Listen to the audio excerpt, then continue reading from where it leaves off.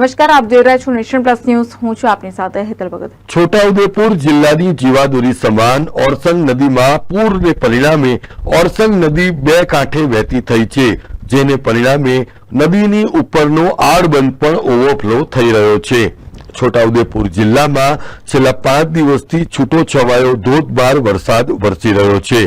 ઉપરવાસતા મધ્યપ્રદેશમાં પણ ભારે વરસાદ વરસી રહ્યો હોવાને પરિણામે જિલ્લાની જીવાદોરી ગણાતી ઓરસંગ નદીમાં મોડી રાત્રે પૂર આવ્યા હતા. ઓરસંગ નદીમાં પૂર આવવાને પરિણામે નદી બે કાંઠે વહી રહી છે અને નદીની ઉપરનો આડબંધ ઓવરફ્લો થયો છે. આડબંધ ઓવરફ્લો થતા આહલાદક દ્રશ્યો નિહાળવા માટે લોકો પણ મોટી સંખ્યામાં ઓરસંગ નદી કિનારે ઉમટી પડ્યા હતા. Rehan Patel, nation plus news, Chhota Udepur. સમાચારોના સતત અપડેટ મેળવવા માટે અમારી નેશન પ્લસ ન્યૂઝની યુટ્યુબ ચેનલને સબસ્ક્રાઇબ કરો, બેલ આઇકન દબાવો અને જોડાયેલા રહો ફેસબુક, ઇન્સ્ટાગ્રામ અને ટ્વિટર પર.